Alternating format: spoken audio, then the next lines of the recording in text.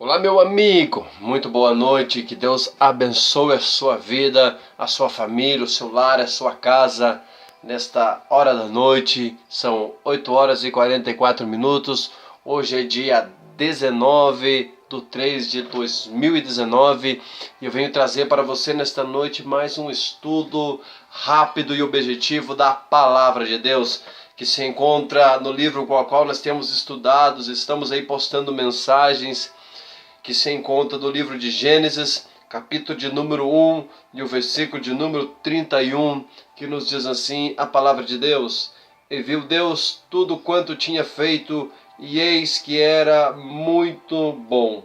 E foi à tarde, amanhã o dia sexto. Meus amados, eu quero nesta noite deixar para você quatro realidades que nós vivemos neste mundo criado por Deus. Então a Bíblia vai nos falar assim: e viu Deus tudo quanto tinha feito, e eis que era muito bom. E foi à tarde, amanhã o dia sexto. Isso nos diz a palavra de Deus. Então nós entendemos, meus amados, se nós olharmos para a nossa Bíblia Sagrada aqui, se você quiser abrir comigo, que nos demais dias, quando Deus estava criando o mundo, sempre que Ele concluía cada etapa, a Bíblia diz a palavra assim: e viu Deus que era bom. Vamos abrir a Bíblia lá em Gênesis capítulo 1 e o versículo 4 para nós entendermos um pouquinho melhor disso que nós estamos falando. Gênesis capítulo 1, versículo 4. E viu Deus que era boa a luz, e fez Deus separação entre a luz e as trevas. Então nós entendemos que quando Deus fez a luz, Ele viu que a luz era boa. Então vamos lá para o capítulo de número 1 e o versículo 10, que diz: E chamou Deus a porção seca, terra, e o ajuntamento das águas chamou mares, e viu Deus que era bom. Capítulo de número 1, versículo de número 12. E a terra produziu erva dando semente conforme a sua espécie, e a árvore frutífera, cuja semente está nela conforme a sua espécie, e viu Deus que era bom. Capítulo de número 1, Gênesis capítulo 1 e o versículo 18 diz: E para governar o dia e a noite, e para fazer separação entre a luz e as trevas, e viu Deus que era bom. No versículo 21 também: E Deus criou as grandes baleias e todo réptil de alma vivente, que as águas abundantemente produziram conforme as suas espécies, e toda ave de asas conforme a sua espécie, e viu Deus que era bom.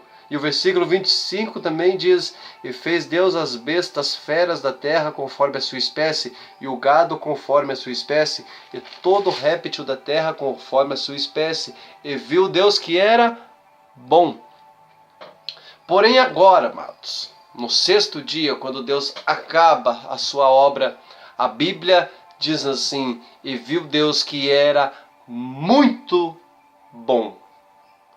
Meus amados, então quando Deus criou, quando Ele terminou a sua obra, nas demais etapas a Bíblia diz assim: e viu Deus que era bom. Só que no versículo 31 diz: e viu Deus quanto tudo tinha feito, e eis que era muito bom. A palavra muito, ela vem concluindo, falando assim que Deus, Ele ficou totalmente feliz, totalmente alegre com a sua obra. Ele viu que tudo que Ele havia criado era muito bom, era muito perfeito. Porém, nós temos, nos dias de hoje, 4 realidades no mundo, que são as 4 realidades que nós discutiremos e meditaremos um pouquinho, rapidinho, que é o tema deste estudo de hoje. Primeira realidade: o mundo foi criado por Deus. Deus criou o mundo. Está em Gênesis capítulo 1, versículo 1. No princípio criou Deus os céus e a terra. Então a Bíblia nos fala que Deus criou o mundo perfeito. O seu plano era perfeito. Deus fez cada detalhe. 6 dias que Ele dedicou-se ali para a sua obra-prima, como a Bíblia nos fala lá no livro de Colossenses. Paulo escreve aos Colossenses, e no capítulo 1, versículo 16 e versículo 17, Paulo fala assim: porque nele foram criadas todas as coisas que há nos céus e na terra, visíveis e invisíveis, sejam tronos, sejam dominações, sejam principados, sejam potestades. Tudo foi criado por Ele e para Ele. E o versículo 17 vai falar assim: e ele é antes de todas as coisas, e todas as coisas subsistem por ele. Então Deus cuidou de tudo nos mínimos detalhes. Deus ele criou as coisas visíveis e também as invisíveis para tudo ser perfeito. Porém, há uma grande tristeza que é a segunda realidade que nós temos no mundo. O mundo ele foi criado por Deus. Só que a segunda realidade, ele foi corrompido por Satanás, o príncipe deste mundo.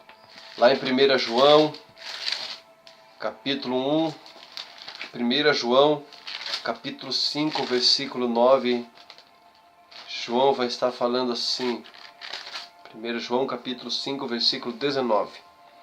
João diz assim: sabemos que somos de Deus e que todo mundo está no maligno. Ou seja, o mundo foi corrompido. O mundo, porém a humanidade toda ainda não. Muitos já estão corrompidos, mas ainda o que nos alegra é que somos de Deus. O mundo ele não nos pertence. O mundo ele é do maligno, pois o mundo é do maligno. Mas aqueles que creem e acreditam em Deus e têm fé no seu Filho não são do mundo, porque ele nos tirou do mundo. Jesus ele nos resgatou do pecado, ele nos tirou do mundo. O mundo ele está corrompido, só que a Bíblia diz assim: mas nós somos de Deus. O mundo está corrompido, mas nós esperamos em Deus, porque nós temos em Cristo Jesus a fé de que logo sairemos deste mundo, que logo nós estaremos com o Senhor nos ares. Então essa é a segunda realidade. O mundo é do maligno, só que o que alegra o nosso coração é que nós somos de Deus.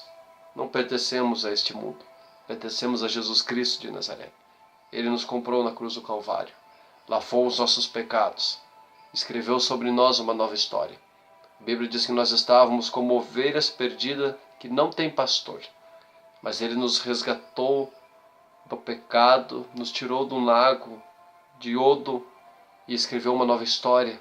Lavou as nossas vestes no sangue do Cordeiro.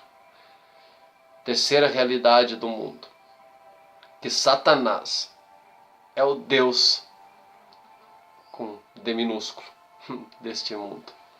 Paulo nos fala na segunda carta que ele escreve aos Coríntios, vamos lá, 2 Coríntios capítulo 4 e o versículo de número 4, ele vai nos falar isso.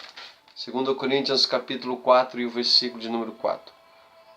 Nos quais o Deus com D minúsculo deste século cegou os entendimentos dos incrédulos, para que não lhes resplandeça a luz do Evangelho da glória de Cristo, que é a imagem de Deus. Satanás, que é o Deus desse século, ele cega as pessoas com prazeres momentâneos, para que elas venham se preocupar com as coisas do mundo. E ao se preocupar com as coisas do mundo, elas deixem Jesus de lado, com seus olhos focados nas coisas deste mundo.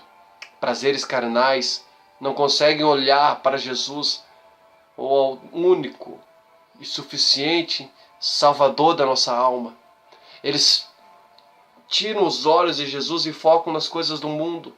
Eles param de olhar para Jesus. E Satanás ele cega para que elas não estejam olhando para Jesus. Então elas não conseguem olhar para Jesus, o nosso Salvador, para que possam ser mudadas, e em vez de trevas brilharem em seus olhos a luz do Espírito Santo. Satanás ele tem cegado o povo, cegado as pessoas. E isso tem desviado as pessoas do foco principal, que é Jesus. Quarta e última realidade deste mundo. Satanás quis dar o mundo ao Senhor Jesus. Evangelho de Mateus, capítulo de número 4 e o versículo de número 9. A Bíblia vai nos falar assim: e disse-lhe, tudo isto te darei, se prostrado me adorares. Essa é uma das tentações de Jesus. Satanás ele mostrou para Jesus todos os reinos do mundo e falou: eu te dou tudo. Tudo isso eu te dou, com uma condição: que você se prostre e me adore. Satanás quis dar a Jesus um mundo, só que o interessante é que Satanás quis dar para Jesus algo que ele tinha criado. Algo que o Pai, o Filho e o Espírito Santo haviam criado, porque Deus havia feito o mundo. Deus havia criado o mundo, e o diabo é tão astuto que ele havia roubado. Mas Jesus não quis o mundo.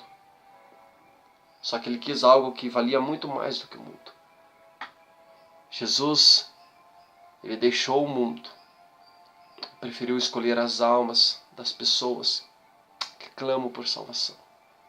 Jesus não quis o mundo porque o mais importante que o mundo todo é uma alma. A Bíblia diz que uma alma vale mais que o mundo inteiro.